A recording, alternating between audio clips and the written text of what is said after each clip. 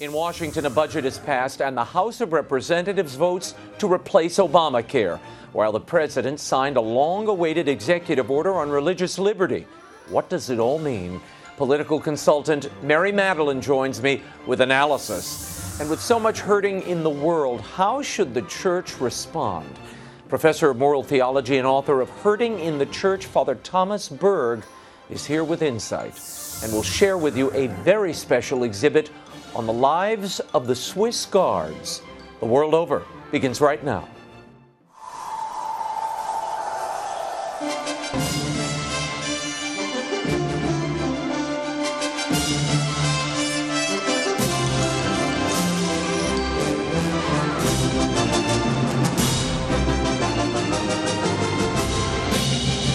Now, from Washington, D.C., Raymond Arroyo.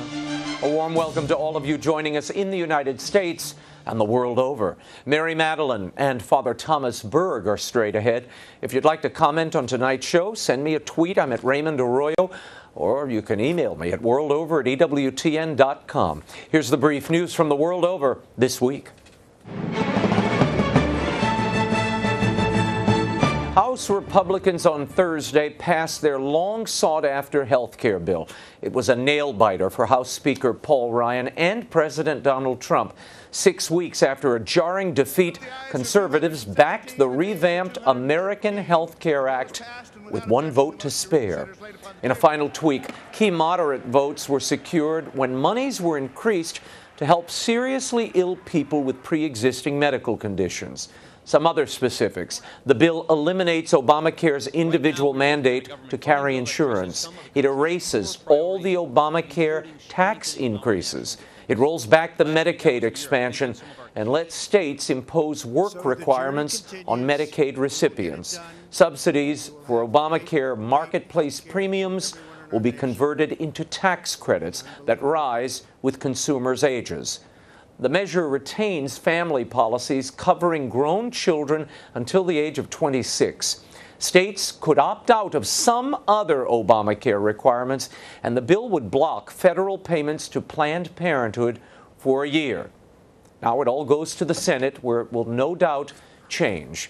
More on this, the bipartisan federal budget, and more in our next segment. Also on Thursday, President Donald Trump signed an executive order targeting an IRS rule that threatens the tax-exempt status of religious organizations and other nonprofits that endorse political candidates. The order also promises regulatory relief for groups with religious objections to requirements in the Affordable Care Act, including mandating birth control and abortifacient coverage. Trump announced the executive order from the Rose Garden, and the Little Sisters of the Poor were in attendance. We take historic steps to protect religious liberty in the United States of America.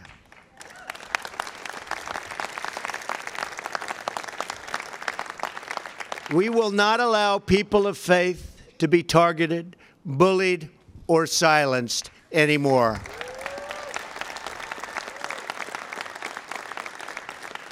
And we will never, ever stand for religious discrimination. Never, ever. Trump signed the order on the National Day of Prayer after meeting with religious leaders from a variety of faiths.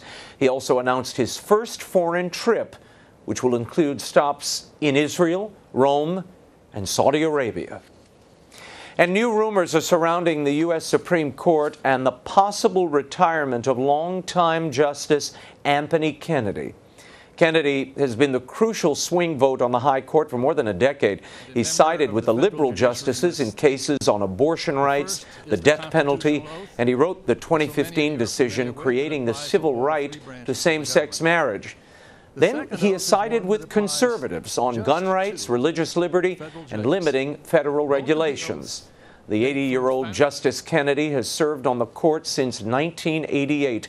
He is refusing so far to comment on the speculation. President Trump said this week if Kennedy does retire, he would choose from the same list of candidates he unveiled during the campaign. And Pope Francis weighed in on North Korea and diplomacy this week. During his in-flight press conference returning from Egypt, the Pope said, "It is the United Nations that must reassert itself and provide strong leadership while focusing on peaceful negotiation with North Korean dictator Kim Jong-un." The rogue communist nation continues to build its nuclear and missile programs, disregarding several UN Security Council resolutions. The Pope also offered some specific suggestions to the United States in handling the crisis. He said perhaps a country such as Norway should mediate talks between Washington and North Korea. In North Korea, U.S. interests are already represented by Sweden. President Donald Trump has said that if diplomatic efforts fail, the U.S. could decide to engage directly with North Korea to end its nuclear weapons program. And in a surprise move, the Vatican has agreed to establish diplomatic relations with Myanmar. The announcement came earlier this week, minutes after Pope Francis met with Nobel Peace Prize winner Aung San Suu Kyi, the country's top civilian leader. Myanmar's government emerged from military rule in 2015. Francis has appealed for prayers for the Muslim minority who face discrimination in the Buddhist-majority country.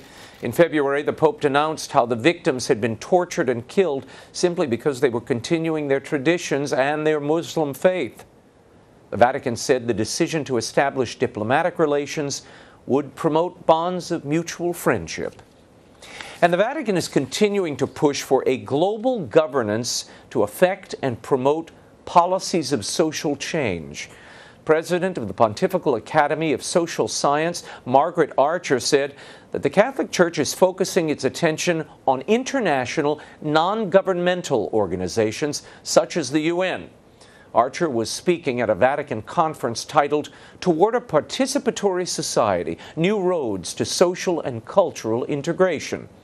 She said the state of national politics is terrible, pointing specifically to Brexit and Frexit, the possible French exit from the EU. Archer proposes that since there is not a government of the globe, we must turn to the UN and other international associations as they are, quote, the only authorities capable of affecting policies on poverty, climate change, migration, terrorism, and the like. And at the same conference, the Pope had some tough words for libertarians. The Holy Father said libertarians deny the value of the common good in favor of radical selfishness. He continued, deriding them as an anti-social radicalization of individualism, even at the cost of excluding and marginalizing the more vulnerable majority. According to this mentality, the Pope claims all relationship ties must be eliminated, since they would limit freedom, even the relationship with God Himself. In March, Pope Francis told leaders of the EU that the populist movements that are sweeping parts of Europe and elsewhere are fueled by egotism. And the Archdiocese of Kansas City, Kansas, has severed its ties with the Girl Scouts of America. According to the Archdiocese, Girl Scouts programs have become immersed in causes that are incompatible with the Catholic faith, specifically the organization's support of abortion and contraception. In a statement, Kansas City Archbishop Joseph Naumann said the Girl Scouts are, quote, no longer a compatible partner in helping us form young women with the virtues and values of the gospel. Naumann went on to ask pastors to end the sale of Girl Scout cookies on parish property, and he's encouraging involvement with the American Heritage Girls, a Christ-centered character development program for girls 5 to 18. And Pope Francis has proclaimed the late Vietnamese Cardinal Francis Xavier Van Thuan as venerable. The announcement marks a significant step in the canonization cause of the Cardinal, who led a remarkable and heroic life of suffering. 6 days before the fall of Saigon in 1975, then Father Van Thuan was appointed coadjutor Archbishop of Saigon. The atheist communist regime subsequently arrested him and sent him to a re-education camp for 13 years. 9 of those he spent in solitary confinement. While imprisoned under harsh conditions, he celebrated Mass in the palm of his hand with smuggled breadcrumbs and droplets of wine. Years later, Pope St. John Paul II appointed him prefect of the Pontifical Council for Justice and Peace.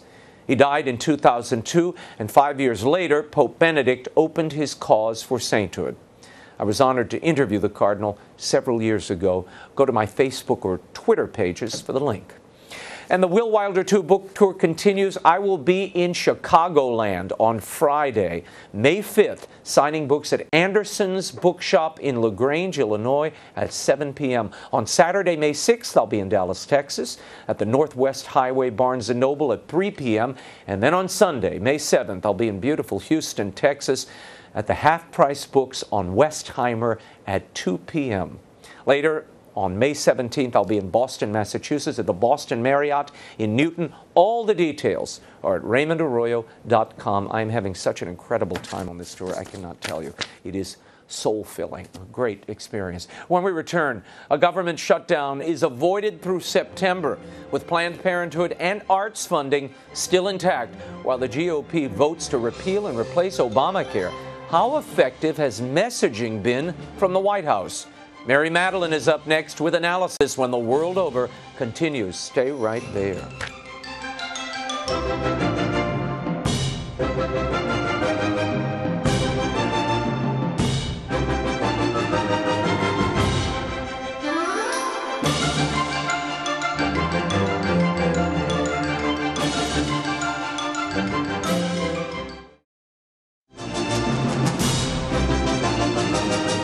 Now, once again, Raymond Arroyo. Welcome back to the world over. Congress passed a continuing resolution this week funding the government and avoiding a shutdown through September. But programs that President Trump vowed to defund are still receiving funds. And the GOP took another shot at overhauling the Affordable Care Act, but it stopped short of a full repeal and replacement. Is there a messaging problem at the White House that is delaying the Trump agenda?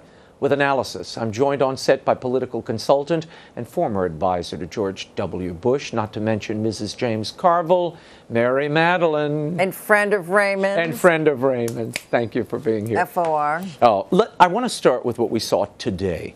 Earlier, Nancy Pelosi came out after the GOP squeaked this health care reform through, and here's what she had to say, followed by the president. Watch. Well, let me just say that they have this vote tattooed on them. This is a scar they will carry. Why would they vote for it if they don't think it's worthy of support because the Senate won't change it?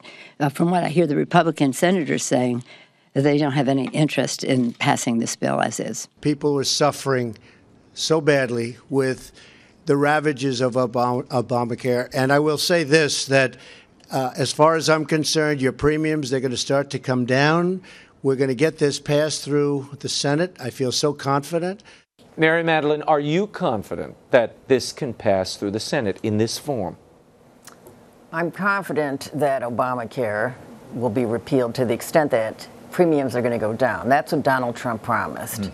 Sometimes we talk in our language. We're in a parallel universe. What people hear in New Orleans and outside the Beltway, places that we love, not that we don't love the Beltway, all they want is results, and that's who Donald Trump is. He lives in Realville, as Rush says, and he goes by results, and he's going to get the results. Premiums are going to be lowered. Obamacare is already dismantling itself. So all this gobbledygook, not to mention Mrs. Pelosi's endless gobbledygook, it's like white noise.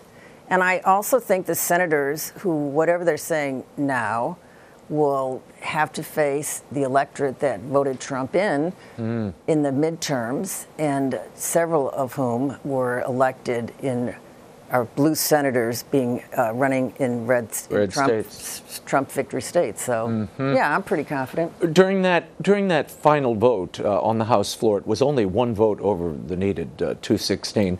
The Democrats yelled to their Republican brethren, hey, goodbye, as if to say, when the midterms come, you're out of here. Some of them were even waving. Is this a political wedge issue? Do you think there's any credibility to that? This is insane. So let's go back to the parallel universe. Do you think people whose premiums have doubled and tripled and whose deductibles are unaffordable and everything else that's gone wrong because of Obamacare are impressed with hey, hey, goodbye, singing. That's like, no, they're going to, I will say, should be rewarded politically and substantively are the Freedom Caucus, who made the first go-around, made this much better than the first go-around. There's still improvements to be made, but there are market mechanism insertions in this that were absent in the first go-around. So we have to remember that ever since Obama's crammed down, the opposition to it has been intense. It was so intense it led to the rise of the Tea Party, and it led to the Republicans winning majorities in both chambers. So I think politics is the wind under their wings is on the side of getting rid of it and making health care affordable. And according to this plan they passed today, Planned Parenthood is cut, but only for 1 year. Does that go far enough? No, but politics is the art of the possible. You got to pick your battles. I think it does include or will include options for states to defund Planned Parenthood. And if you're a Federalist, then I'd say let the states do what they want to do. Okay. I want to move on to this religious liberty executive order the president signed today. He was surrounded by religious leaders, including the Little Sisters of the Poor. Yep. This is what the president said as he signed that executive order in the Rose Garden today. Watch. No American should be forced to choose between the dictates of the federal government and the tenets of their faith. That is why I am today directing the Department of Justice to develop new rules to ensure these religious protections are afforded to all Americans. Now, there has been some reaction already from certain people in the Catholic world, even in the conservative ranks. Robbie George came out and said this religious liberty executive order is meaningless, no substantive protections for conscience. The Alliance Defending Freedom said that this is too vague. Ralph Reed, who was sitting next to me at this Rose Garden ceremony, he said this is only the first bite at the apple, not the last. What do you make of those critiques and comments? I was humbled to serve on and still stay in touch with Catholics for Trump. Trump won the Catholic vote, which was dispositive in his ultimate victory. No executive order is as good as a statutory revocation of the Johnson Amendment in that case, and other conservatives, particularly Catholics, don't think it goes far enough in protecting those people of faith who do not want to provide abortions and contraception. But the key is what the president just said, that if to get the statutory revocation of Johnson and implementation of the protection for people of faith against violating those tenets of their faith requires what he is allowing his cabinet to do, which is a huge, huge thing. He's changing the conversation. We're talking about it and we're moving in the right direction. You know, I'm going to make a broader point. Okay. The founders devised and divined a federalist system that would be slow, exasperatingly slow and deliberate. But we're changing the conversation. We're talking about completely different things. And people of faith should watch the president's patience, perseverance. I'm very impressed with everything he's done so far. And though we talked about the Johnson Amendment, that Johnson Amendment would fine or revoke the IRS nonprofit status from churches that advocated for a particular candidate. The president is erasing that, nullifying in some ways. He is, but all he's saying is that he's saying the IRS has greater latitude not to enforce it. Or, again, parallel universe. So people out there are like, what? What does that mean? What it means is wait to see what Sessions is going to do, which will be the ultimate revocation. Right, and that's the big, to my eye, that's the bigger news here, and nobody's talking about it. He's empowering the Department of Justice to go out. That's because you're smart and nobody else gets it. They're all focused on free contraception. And but that's the more important thing, to go agency by agency and rewrite rules and regs. With Jeff Sessions doing that, that will have far-reaching effects. And Catholics should keep an eye on this, because just allowing agencies to not to have such strict enforcement goes away if there's and there will be another administration. So this has to be codified in the law. And then there was a big announcement today, and this shouldn't be forgotten either. Wow. The president is making his first foreign trip before the G7 in just a few weeks. He's going to Israel. He's going to Riyadh in Saudi Arabia, and he's going to Rome. So it's Catholics, Muslims, and Jews. He's hitting all the bases, and that's his first visit. The significance of that. It's huge. Again, we're changing the conversation. We're putting people in a room. We're probably not, nothing happens overnight, but just the convening of people of different faiths together, as this Pope and his predecessors have done, reaching out to other faiths. This is awesome. Yeah. And I love that it's his first. Yeah, well, and I'm told we're going to see some amazing things come out of that Saudi Arabia visit, that there are some plans afoot that I think is going to be incredible. This is something that is so under-expressed or undervalued or under-discussed. His relationships with the Saudis, who are absolutely critical for defeating ISIS, for protecting Israel, for stability in the region, that he has made in great strides. And your viewers should understand that when you're dealing in the Mideast and you're dealing with those leaders, you can't believe everything they say or what anybody says, because so much happens. It is by definition not a transparent process, but that he's met with whom he's met and is meeting with whom he plans to meet is a huge big league meeting. Yes, big league. What do you expect, or what should the president say to the Pope when they meet? Because these two men have been depicted as being on opposite sides of politics and just about everything else. Are there points of commonality that they can stress and work on together? Given their differences on climate change, refugees, the wall, so many other things. Well, all of our friends in the Vatican say no doctrines have changed. If were I the president, which would never happen, but as a human being who has been in the presence of the Pope, I doubt that Trump is going to come in with his litany of political requests. I think he, like all of us, will be in awe and the spirit of the moment, and that says more than needs to be said. And the Pope doesn't, despite how he's interpreted, I think he's not meaning to be political in the sense that we understand politics. Right, but he's a man of South America. He has his own view of the world, and I think sometimes that prism gives voice to things that we in the North we don't see it the same way. To him, it seems very average in its everyday life. To us, it seems like, oh my God, what's happening? Because we look at it through our prism of politics. But what this Pope has managed to do is, in his way, change the conversation and inspired not just Catholics, but youth and people of all faiths to take a look at the critical necessity of faith in the public square. You don't have to agree with the interpretation of what he's saying. And again, no doctrines have been changed. So I like going to the Vatican with you. I'm going to be for the Pope, and that would not advise President Trump do anything except sit back, as we all do. Take it in. Yep. So May 24th, the Vatican has confirmed the meeting's taking place on May 24th. Are you going? I may go. We'll see. Well, can I go with you? You may come along. If I go, you may come, and you don't even have to carry the suitcase. Before I let you go, there was this stopgap measure to keep the government from shutting down. But, and this is kind of astounding, given that you have a Republican Congress that was brought in by people who expected cuts in government, drain the swamp.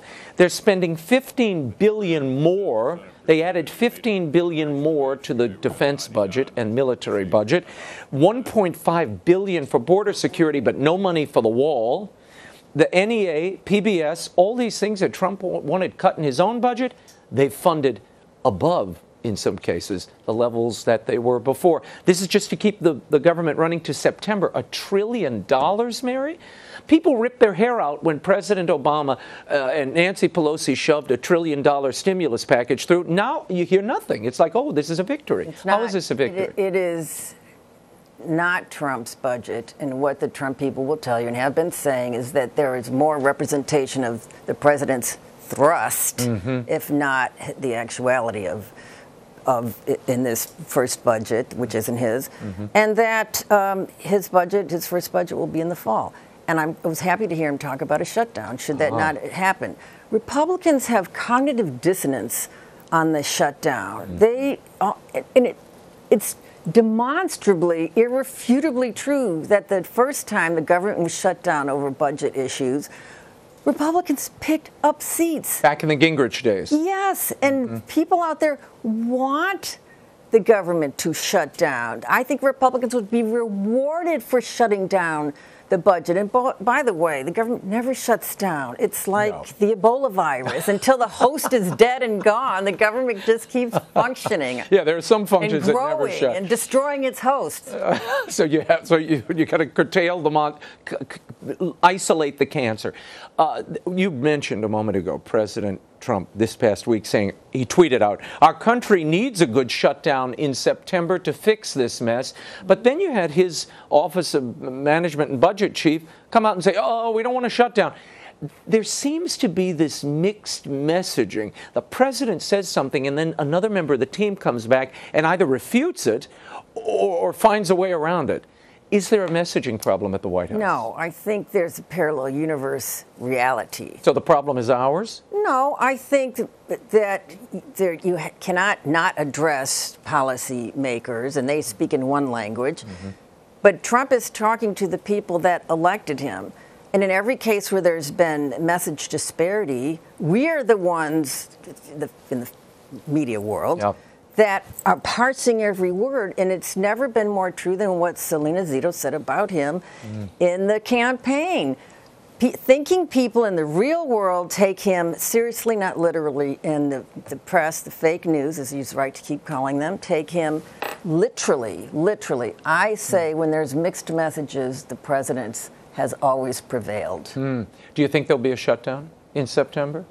No, I wouldn't. I would hope that there could be, that it's a real possibility, but I'm not afraid of it, and I hope he does get more. I mean, you got to pick your battles. You can't shut the whole thing down over some single issues here and there, but there should be more of what he wants. But as for this not funding the wall, again, he lives in Realville. He measures his success by results, and the results are illegal immigration has decreased 60%. I mean, he's changed the conversation. So you can call it the presence of a real wall, which doesn't exist, or you can call it the presence of enforcement of the current immigration laws, which have not been enforced, which has succeeded in doing what the wall is supposed to do. So let's measure results, not verbiage and hyperbole. Mary Matalin, who loves always you, baby. A pleasure, my dear. Love you. Thank you for being here. You're taking me to the Vatican. All your millions of people see that. I've got your checkered bags in my office. We're going. Mary's most recent book, Love and War, which includes a wonderful celebration of our hometown of New Orleans, is still available at bookstores everywhere and online. It's a wonderful read. When we return, so many people have been wounded by painful experiences, even in the church. How can they heal and be made whole? Author of Hurting in the Church, Father Thomas Berg, will tell us when The World Over continues. Stay right there.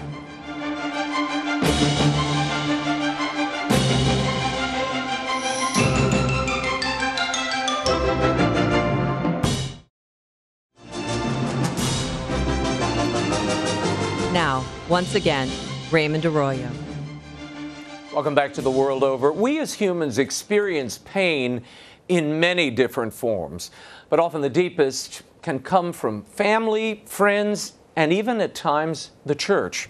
My next guest has written a very personal and candid book on this subject titled Hurting in the Church, A Way Forward for Wounded Catholics. He's a professor of moral theology and vice rector of St. Joseph's Seminary in New York. He's also a former priest of the Legion of Christ. I sat down with him recently in our D.C. studio. Here's Father Thomas Berg. Father Berg, tell me how your 9 years as a Legionnaire of Christ enabled you, really, prepared you in some ways to write this book. Yeah, it was actually 8 years as a priest and 23 years altogether as in formation and so forth. That was really the crisis of the Legionaries that I think many of your viewers are familiar with.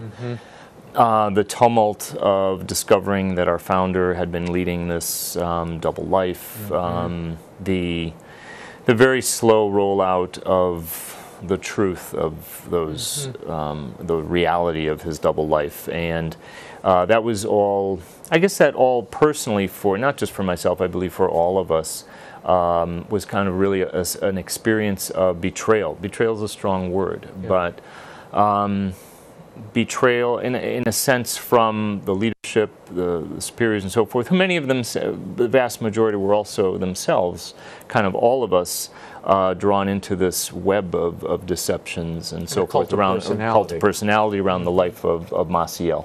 So that is the experience then that kind of catapulted me into how do you recover? How do you crisis. go on? Right, preserve a sense of faith. Exactly, and that's what I talk about in the book. Yeah, no, and it's unflinching at points, and I want to get into some of the practical advice you offer. Sure. There's something you write in the book. Every time I stand at the pulpit to preach, in church to preach, I look out at the faces staring back at me, and I know I'm speaking to hurting individuals.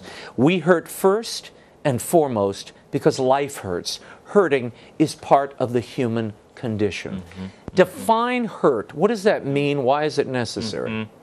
Well, I guess really the kind of, obviously, that hurt exists on a spectrum. So I'm talking especially about emotional hurt, that suffering, the letdown, betrayal is probably one of the most painful experiences we can have. But when I'm standing at the pulpit, I know that I'm looking out at people who have had that experience, not just hurt in the church, but hurt, as I say, hurt in life itself.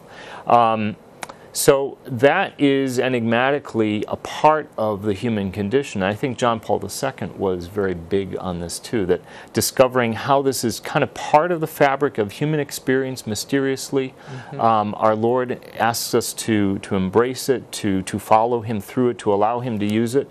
But when that hurt originates in our experience and our interaction with our brothers and sisters in the church, that adds obviously another layer to this that is very, very particular and really constitutes a cross for a lot of people. Well, you talk about the sex abuse crisis, those who've been victims of abuse, those who were scandalized by the abuse they saw reported on the covers of newspapers and on television. And you warn against cynicism setting in, that this can do damage and even erode faith. How do you cope then? What do you do? Right. Well, I think the best medicine we have in the church for cynicism is hope, the infused virtue of hope that we all have to pray for and work. Meaning the gift of hope. I know hope, the theological obviously, term, but define that for people. Sure. I mean, hope is to look forward and know that our lives are always in the hands of our Lord, that we entrust ourselves to Him, that He, no matter what our circumstances, He has us and He's working through us, and He can even take these negative experiences of hurt and the sufferings that we've had and actually use those for our good and draw good from them. And as I was saying, some of the gems in the book are the stories that I interweave, and I'm thinking particularly of one remarkable woman who had, again, I'll leave it to your viewers to read the book, but the sum of her experience was to be able to look back and say, God makes beautiful out of it. So God can take all of these hurtful experiences and He can bring good from it, and that's His promise. And that's really what anchors us in hope. Hope is not by the way, it's not simply the belief, the optimistic belief that everything is going to get better. Right. That's why I was asking you to define the term. A lot of people say, hope is just kind of, everything will be sunshine tomorrow. We're not talking about optimism. No, hope holds no such contentions necessarily. Yeah, no, it's a theological virtue, and it's really... which anchors us in the beyond. Trust. Yes. It's really about trust. Absolutely. As I read the book, there's a moment in here where you talk about priests being victims many times of isolation and loneliness. Yes. Your advice to them would be what? We often don't think about priests being victimized in this way. Or victims of this sort of isolation. Priests, unfortunately, sometimes we can be our own worst enemies because we fall into activism, and we convince ourselves that I don't have time for friendship, I don't have time for some solitude, for prayer, etc. So we definitely need the support. I always recommend to my seminarians, have a little network of support, the support of especially good lay friendships, priest brothers who you're friends with, and support yourselves in that. The book seems to be, at least on one level, it seems to be directed to priests in crisis. Is that part of who the audience of this book is? I definitely, first of all, I really intend this to be a book that I think we all know persons who have walked away from the church, had a bad experience. I walked away, and I'm hoping you could give someone this book and say, look, I know how you feel, but why don't you read this and see if it makes a difference? But I always had in mind priests who we especially need to have the sensitivity to know those stories and to be able to listen to those individuals. And unfortunately, we, in different ways, we are the perpetrators oftentimes of the hurts, even just because of our impatience, our brusqueness, our whatever it might be. Whenever we're down with leadership, we can be instruments of hurt. And I think the whole message of the book, especially in the last part, is that if we engage in a little bit of an examination of conscience as a church, we could truly, if we really surrender ourselves to the action of grace, we could up our game so much in the daily living of charity, the charity that we're called to live. Well, I get a lot of letters and hear from people, even when I'm out on the road doing a book signing. There is an awful lot of confusion in the church today. People are not quite sure if the sand has shifted beneath their feet and the things they were taught as children or as young adults have now changed, and this has caused its own brand of hurt and dare I say division in the church. Your solution to them, your advice to them would be what? My solution is, number one, let's avoid the pitfall of falling into the trap of placing each other in categories, becoming bitter, becoming cynical. Let's continue to discern the truth, to use Pope Francis's term, favorite term. If we're confused about, for example, the Amoris Laetitia, if we're confused about some of the things that are printed there, that are in, let's continue to listen. Let's continue to get at what the Holy Father's saying. Let's continue to persevere in that hope and trust that our Holy Father is the successor of Peter. He is guided by the Holy Spirit. Let's endeavor even more faithfully to listen to the Holy Spirit. What did you come away with? It said that every author, when you're writing a book, the book ends up teaching you in some ways. What did it teach you writing this, organizing your thoughts around this topic of healing and hurting in the church? I guess it really has taught me a lot about the value of redemptive suffering. It's taught me a lot about how one can take even those experiences that even after years and even after much prayer leave us questioning, how could this have happened? Why did this happen?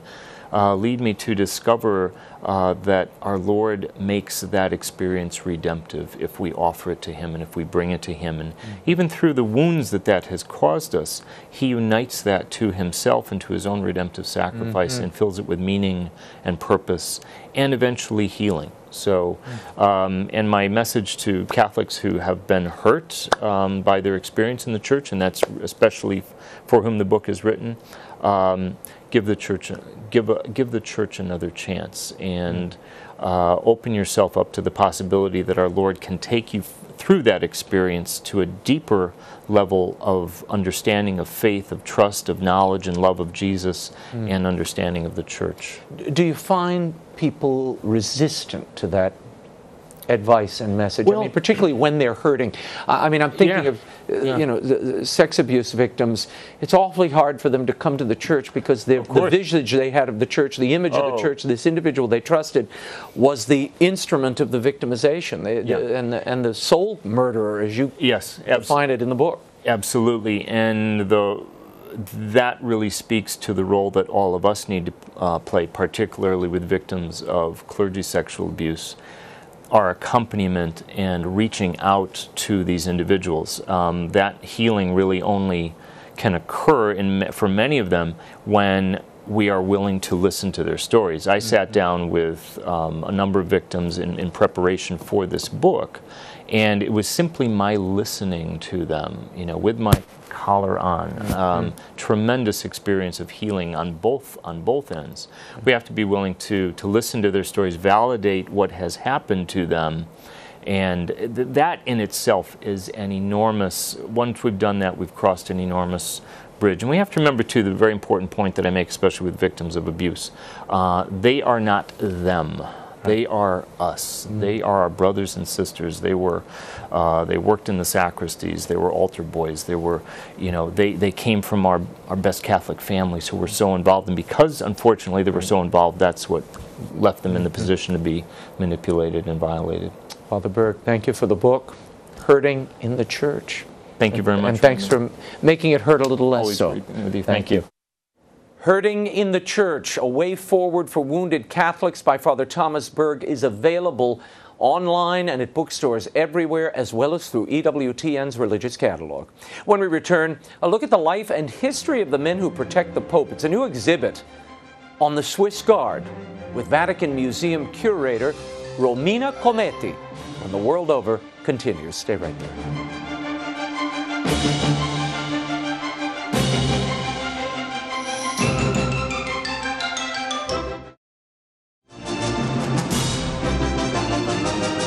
Now, once again, Raymond Arroyo. Welcome back to The World Over. They are one of the most vivid symbols of life at the Vatican and one of the oldest military units in the world. For over 500 years, they have stood guard over the Vatican and the Pope. There's a new exhibit touring the country right now featuring exclusive photographs and paraphernalia chronicling the lives and history of the Vatican Swiss Guard. It's called The Life of a Swiss Guard, a private view. The traveling exhibit is curated by Dr. Romina Cometti. She sat down with me recently here in our D.C. studio. Take a look. So, Romina, I want to start with you. Tell me about the origins of this exhibit. It's a little odd to do an exhibition into the private lives of the Swiss Guard. It conjures up all kinds of images. Whose idea was this? Well, I have to say, it was my idea. Okay. We got this photographer. He was asked by the Swiss Guards to take some photographs of the previous commander, Daniel Arroyo. And he asked afterwards, like, can I stay a little more, like a couple of days, and take photos of the Swiss Guard? And Daniel Arroyo said, like, oh, perfect. He was a very proactive commander. He wanted to have material things. So he said, like, oh, several photographs of my guards would be a great idea. And Fabio took these pictures for 3 days, and when we were looking at these pictures, they were very different, because he is a contemporary art photographer in Milan. And so the shooting, the angle, and the feelings that were communicating were totally different. Were contemporary photographs of one of the most ancient orders. Well, it's the most ancient, I think. Yeah. It's the most ancient order of military still existing. Yeah, some people think of the Swiss Guard because of the bright colored outfits that they see at the papal audiences, that, well, they're there for show. These are like, the elves at Macy's during Christmas time. But that's not true. They're actually a fighting force there to protect the Pope. Yes. And their lives are somewhat unknown to us. Yes. So what do we learn from the exhibit? We learned in the exhibit to see these young soldiers that are, yes, a military force, but they are also a peaceful military force. And this is very important, especially in this moment. They are very young. They all come from Switzerland. So you have these 20 years old that come there and they decide to sacrifice their lives because they are compelled to stay inside the Vatican and sleep there. If they decide to proceed with their career, the military career, so they decide to stay, not just for the 2 years, which are kind of compulsory, and they decide to get married, to have children, they need to have a space in the Vatican because the Swiss Guards only can live there. For them, it's a vocation. They are Swiss Guards for all their lives. The people, the Swiss Guards that are in Switzerland, they came back. They feel they always come back on the 6th of May every year for the oath, the swearing-in ceremony. The oath, yeah. And if something would ever harm the Holy Father, they're ready to come. Ken Martin, tell us, why did you, as a patron of the arts, want to sponsor this exhibition? What did you see here that you thought people in America needed to see? Well, I think it's important that people understand the history that stands behind the church, not just from an ecclesiastical or perhaps a monumental standpoint, but from what really goes into the day-to-day operations of operating the Vatican, protecting the Pope, and making sure that he is safe. Because he's out in the open piazza in front of St. Peter's a lot. You don't necessarily think there's any security there for him. He's obviously very exposed there. All of us, whether we're Catholic or not, I think are really invested in the Pope and his safety. I mean, you hear that from people across the religious spectrum, the great amount of respect that they have for our Holy Father and his security and his safety.